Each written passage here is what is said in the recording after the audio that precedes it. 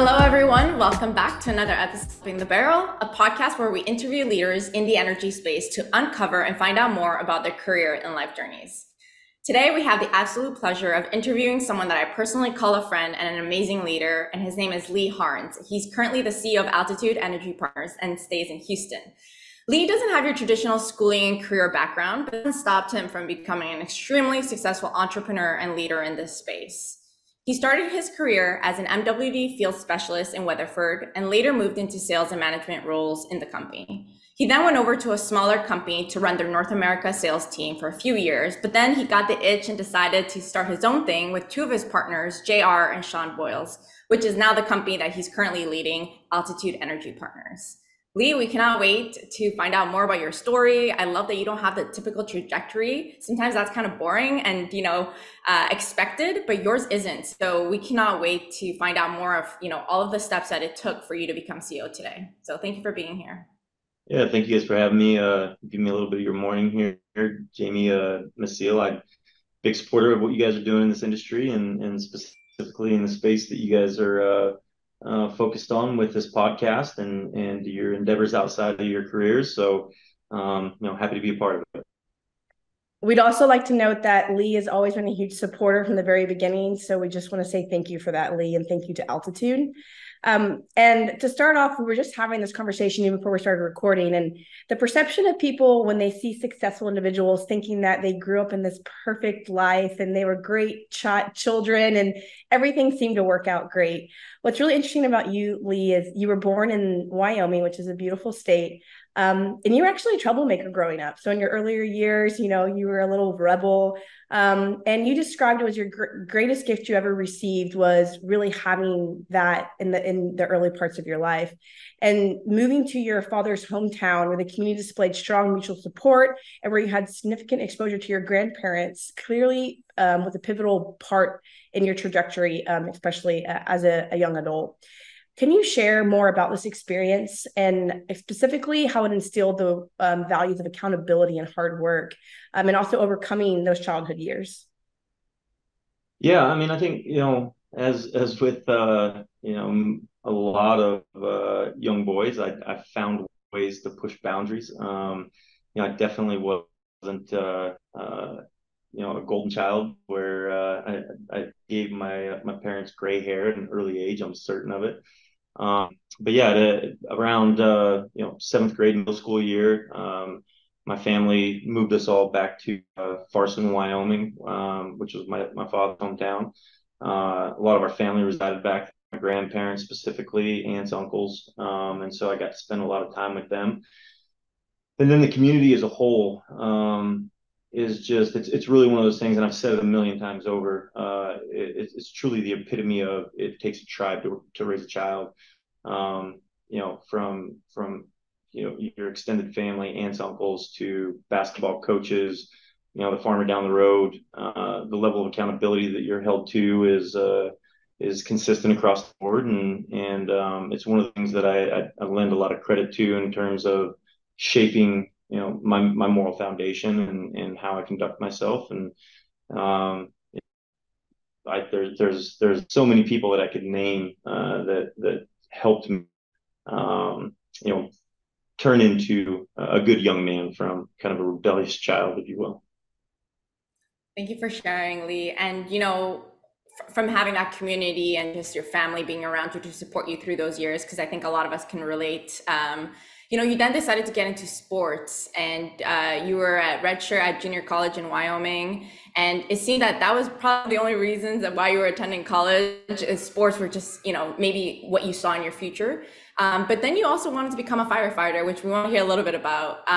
But, those both dreams kind of didn't end up working out for you. You actually had to leave college to start working. And that was kind of the reason you entered the oil field. You actually started as a bar line operator. And you've kind of discovered this passion that you didn't know you had about working in the field and the oil field as a whole. Can you tell us a little bit about that?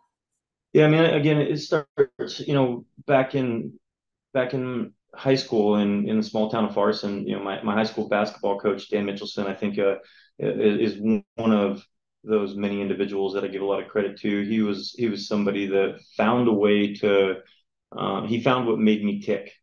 He could push me without me knowing necessarily that he was doing so.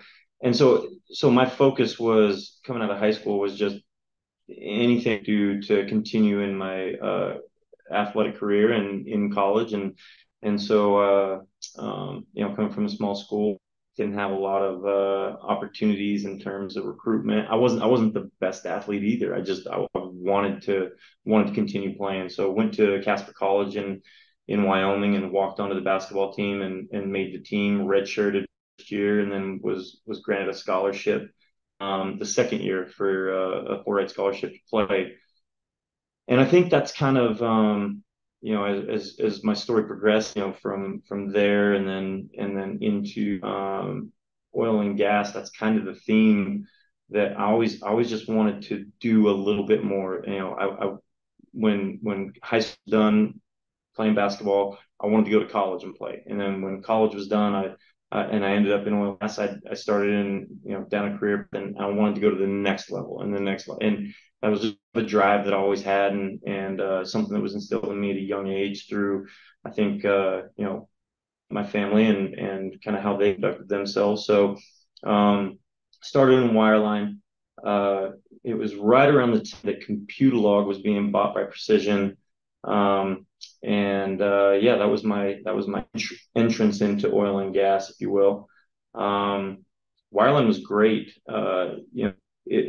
It reminded me, oil and gas as a whole, no matter what service side, especially the services, but no matter what service you're providing, reminds me a lot of playing sports. You typically have a team, right? So when you're on a wire truck, you have your engineer, and then you have your operators, and you have your own team there, and so you execute at whatever level or pace that is by the engineer, and directional is no different. You have your directional drillers and your MW that is your core team, and then you have your obviously the rig and company man and tool pusher, and so that aspect of oil and gas has always been something that I found comfortable and something that I've naturally fallen into, and something that's honestly drawn me in staying with oil and gas. So when I finished college, and I was intent on being a firefighter, the department that I wanted to test for wasn't test that year. And so that's why I ended up doing wireline. But once I'd kind of figured out, what oil and gas was all about, and that sense of camaraderie and teamwork, I never went back to test and ended up in oil and gas from there on out. I feel like anybody who's played sports or been a part of a team completely understands where you're coming from. Myself personally was part of a team, and I can say that it really drives you once you start, especially in a group like a wireline, where you do have everybody has their key roles. It's kind of like you're on the court together, and like everybody's like, the point guard or who is in which position, and it really brings you back to that, and that can really drive your overall confidence as well. And I think that is probably a lot of what you really liked about when you first started in the wireline. So let's talk about when you started working for Anadarko, and you were like this, you really felt like that was going to be your ideal path. And then when you were working for Anadarko, you then had this thought, like, you know what, I want to be an MWD at Weatherford. You just were like, this is my true calling. During your initial year, when you got the role and you started working as an MWD, you worked for 330 days in the field.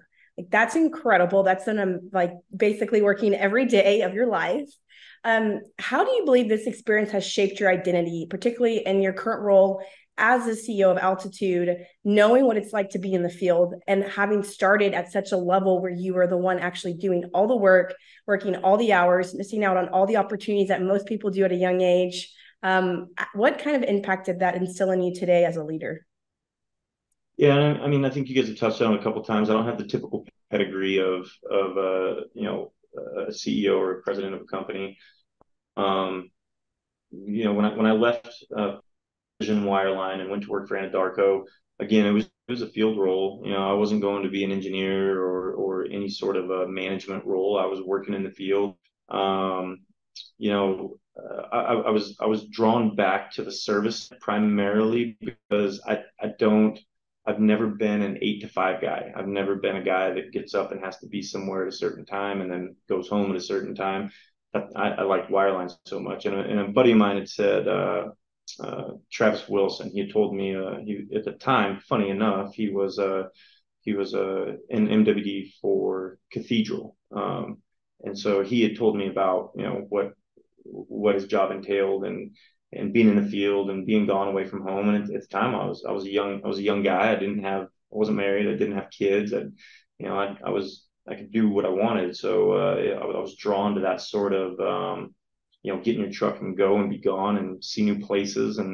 And so I applied for the job with Weatherford, and this is 2006, so right about the time that Weatherford was acquiring Precision. So Computalog was bought by Precision when I was at Wireline, and then when I went to Weatherford, Weatherford was buying Precision. So all those transitions kind of coincide. I got to Weatherford, and basically at that time in 2006, you didn't have to be a degreed engineer to get an MWD field specialist position in the field. I was able to walk in, submit my resume. They hired me on the spot. I started a week later, and I fell in love with it. I mean, I loved the field. It was hands down one of the best jobs I'd ever had. The thing I learned in the field is that if you do your job at a high level and you take care of your business, you're accurate in your reporting, nobody would mess with you. You didn't need a boss if everything you were doing was done at a high level. So I really appreciated that aspect of the job at the time. And then of course, getting to form friendships with guys in the field and getting to know a lot of guys. And then the other part is traveling. I mean, I got to go to a lot of really cool places and drill wells and experience different things that I never would have seen before. So that was my true draw. And then the 330 days or whatever it was that first was it was just fun. I mean, I was gone all the time. I'd be out on a job for 75 days, and then I'd come home one night, do my laundry, pack my bag, and then get on the road the next day and go to a new job. And it just, to me, that was a good time at that point in time. And plus, working in the field, it pays pretty good, and so the more you work, the more you make. So that definitely wasn't a downside either. I really like that you shared that perspective, because so many people have this always just negative connotation to the field, and it's like, oh, it's hard, it's too hard, you're away from home, it's always negative. But to your point, the people who have been in the field and who truly enjoyed it, it was, it's the camaraderie of everybody out there and working, hustling. You're usually in the field when you're pretty young, right? You're like in your 20s, and so to your point, you don't have families and you're just out there hustling, making good money. And I think a lot of people will relate to you. We just, from job to job, we're like, we didn't even want to go home. We're like, we need to be out here for a year if we had to. But to your point, there's always kind of like a time and a place for it. And as you were building up your career, it just made sense at the beginning. So with having so much field experience and just being like a field guy, right? I could tell you're a field guy, you living in the field. Did you ever think, once you went into Weatherford and kind of climbed up into different positions, I want to be a president, I want to be a CEO? And if those were some ambitions of yours, were you worried about having to change who you are because you don't fit the corporate style or look? I think a lot of people who worked in the field, many times we look at the office and we're like, we don't want to be one of them, And so now you're in that position. Can you tell us a little bit about how maybe you haven't had to do that and you just stay true to yourself? Yeah, I mean, honestly, again, working in the field, I never thought about getting out of the field. I knew I wanted to be, some sort of supervisor. I knew I wanted to change things. That was always kind of my driver. Was I don't like the way that this is being done. So if I could get into a position where I can help change things for the better. I mean, because in the field, you guys know, I mean, it's not all roses. I mean, as much as I liked it, there's some times where it was like, man, this can't happen. Like, we got to do something different here. And so that was kind of my driver, I guess. And then when my daughter was born, I'm like, ooh, being gone this much is not for me anymore. Like, I want to be home a little bit more. so those two things, moving into management to make change and then getting out of the field to be home and around my daughter were kind of how I focused on my progression.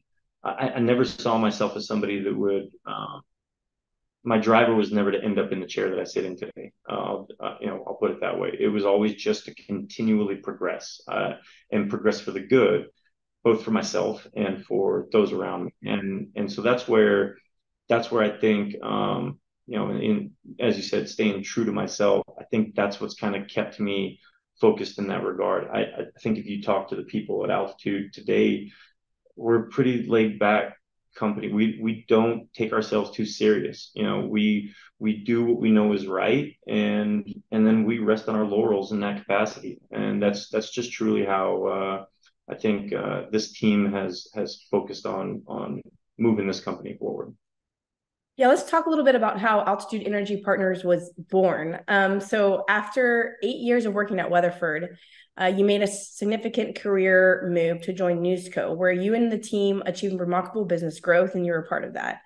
And then during this period, you began to harbor aspirations of becoming executives within the company. You wanted to stay there, and you felt that you had good opportunity. But unfortunately, those plans didn't materialize due to some cultural misalignments that really consequently brought you to where you're at today, which was to create Altitude Energy Partners. Can you share more about this challenging decision you had to make during this transition, as well as how you secured the necessary capital to build your team, especially considering you were also under a non-compete? And at this time, like, a lot of people always think that there is this bigger opportunity for them. They're like, okay, well, I don't like where I'm at. Let me just create a company, right? It sounds, in theory, oh, that sounds so easy. I'll just go do my own thing. It's extremely difficult, and you have to have, especially when it comes to oilfield service, there's a lot of capital expense into it in the very beginning when you're not actually bringing in any revenue. Can you talk to us a little bit about that? Yeah, I mean, there's a lot to unpack in that. I think, first and foremost, the one thing, if I was sitting down across, from somebody and kind of trying to divulge the secret sauce or something, the first thing is your team. I mean, you've got to surround yourself with good people, and I think that working in the field at Weatherford and working through management allowed me to join myself with really good individuals, like-minded individuals who had the same pursuits. So team is key. And then secondly, I'm always thankful for the experiences that I've been granted, the opportunities that were granted to me. For it's a big company, and I was given a lot of training in regards to operating a P&L and how to manage, and so that I took that training. I never took it for granted. I always focused on it when I was given an opportunity to go to some sort of school that they offered.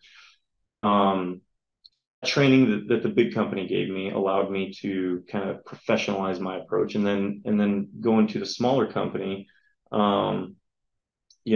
that showed me how you can react and be quick and not be so. You can cut through red tape. You don't have to do everything so structured all the time. And I think with my partners, I think we all kind of took the same lessons, applied them differently maybe, which is what made us a good team. And then when we started Altitude, it was under that, I guess, with that foundation. Take what the bigs taught us. Take what we learned at the smaller companies, and then throw all the baggage away and just keep the good and start Altitude. When the idea of starting our own company came along, it was scary. We didn't have access to capital. We went around, we interviewed with a lot of people, asking them to fund us, to back us, and nobody wanted to back three guys that had a crazy idea to start a company, a directional drilling company at that. So we literally took our tax returns and bootstrapped it, and we had some really good people around us that were willing to buy into what we were trying to accomplish. We had a really good customer base right out of the gate, that helped us in terms of, I think, guiding us, giving us an opportunity to try things and fail, but then learn from it and then continue to progress. So yeah, um, it was scary. There were moments, but at the end of the day, I think it just lends to how you build your team out and the people around you, and you'll be successful. What an inspiring story. I remember the first time we heard kind of how Altitude created, and it's so much risk went into it. To your point, even when you were pitching it to people, they just thought these three guys, they don't have the Harvard degree, they're gonna know, because that's unfortunately how people think, right? You got to have an MBA, you got to have all this great schooling in order to build a successful business. That's clearly not true, because all three of you have done it. But so kind of what we want to talk about, to see if the listeners can learn a little bit more, is you were able to do all of that, took a big bet on yourself, took a risk. I mean, not having a safety net and a paycheck, that's a lot of risk, especially with you all having families. So how did you master how to even run multiple businesses, get it started, create an LLC? I mean, all the things that go behind a real business, getting customers, contracts, legal. I mean, how did you get some coaching, or, how did you guys figure out how to do this? YouTube. Really? No, it's kind of a joke, but I say that all the time. Is you just do your research. First and foremost, J.R. Boyles it was the tip of the spear at the time. I mean, he was a guy that the guy didn't rest. He was a million miles a minute, and he was the guy that really, he was the driver out of the gate.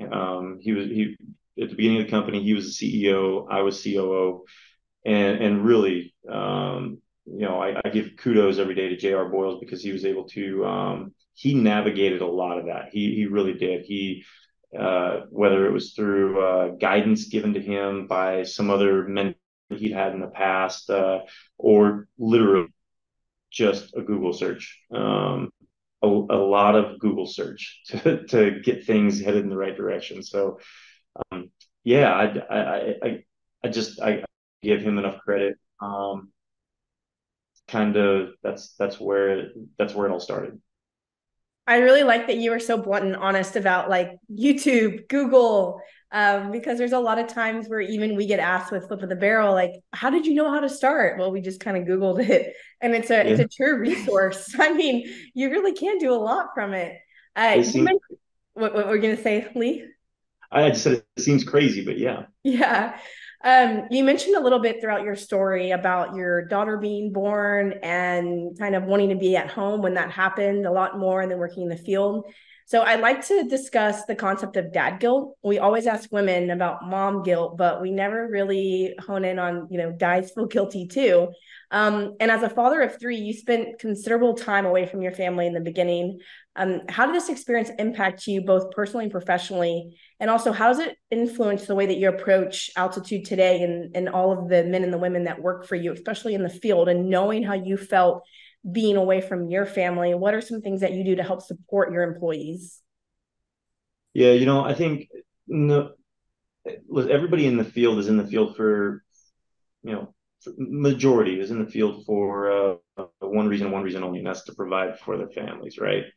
Um, they want to put, more than just a roof over their head and food on the table. They want to give them the opportunity to experience things that they weren't able to experience maybe when they were younger. And that was at least my, that was my thing when I got into oil and gas and when I was in the field. Make a good living.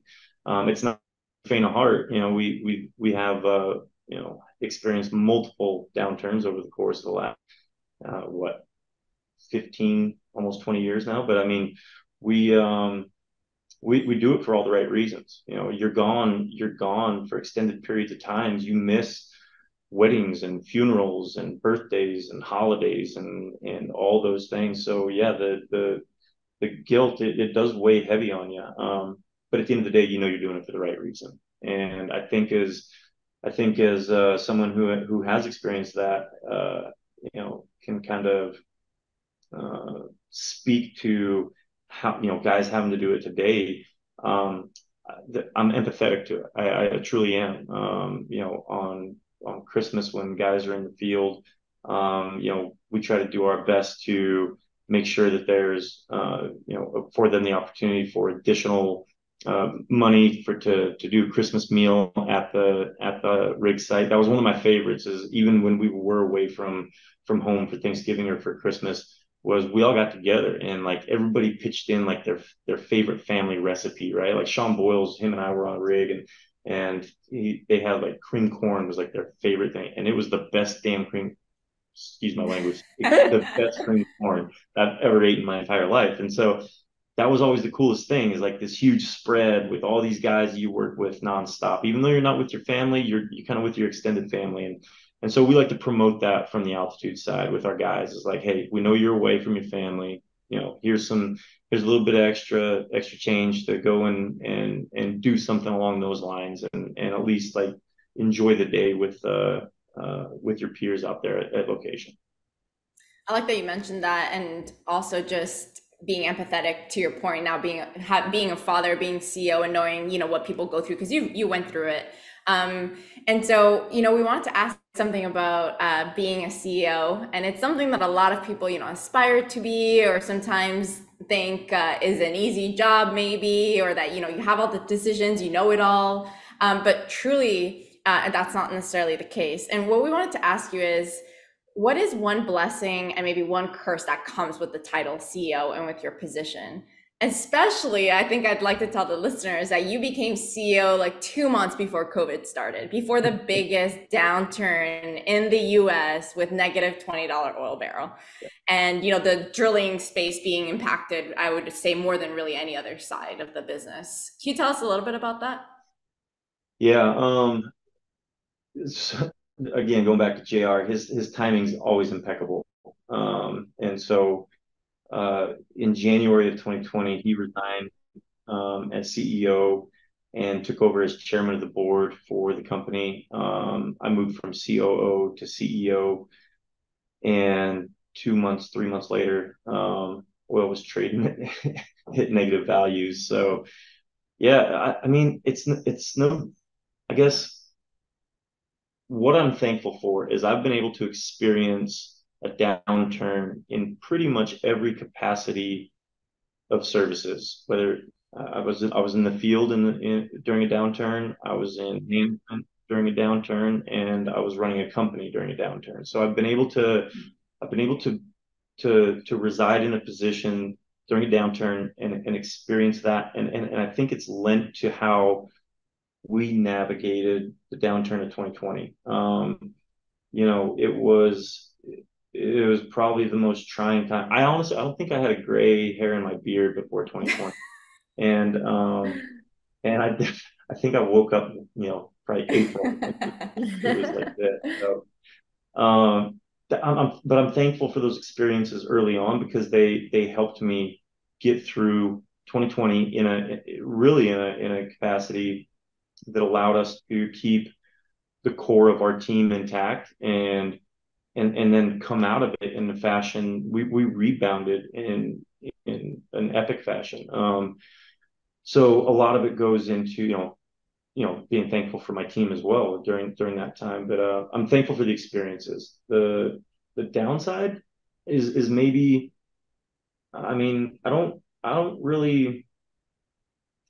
I mean, I don't really do a lot of self-reflection in terms of negative capacities. I guess I kind of just I tend to shed the negative stuff really quick. But I'd say the negative would maybe be that you are always expected to have the answer, right?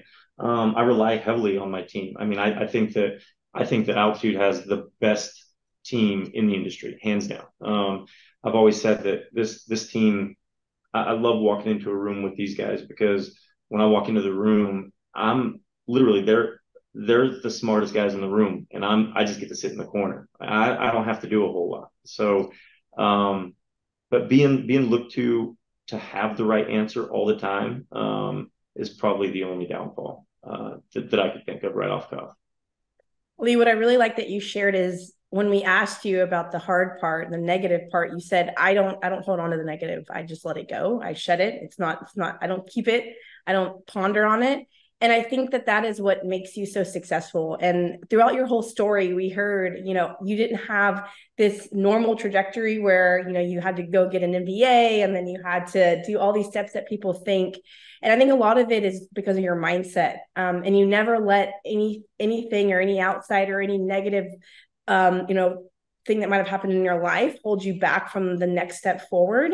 And it's because you don't dwell on it. And I think if anybody can take something from your story, it's that you don't dwell on the hard things in your life and the negative things that happen to you, or the 330 days that you spent in the field away from your family. You don't sit there and still think about, oh, everything I missed. Oh, woe me. You kept going and you used it. And now you're the CEO of a company and you have more opportunity than you probably could have imagined when you were spending that time in the field. So I just want to say thank you for coming on and thank you for sharing your journey with us. And I know it really inspires myself just to know your background and you and where you're at with Altitude. It's really incredible. And we're just really happy that you were able to spend this morning with us. Yeah, thank you guys for having me. Like I said, I've told you guys on multiple occasions, I have 2 young daughters, and I appreciate you guys, kind of paving the way for them. If there's an opportunity for them to work in oil and gas someday, I know that you guys have laid the foundation for them to be successful in that nature. Thank you, Lee. Thanks, Lee. And if you like this podcast, please like, subscribe, leave us a comment. We love to hear from you. We love to see y'all at our events. So we hope to catch you in October. See ya.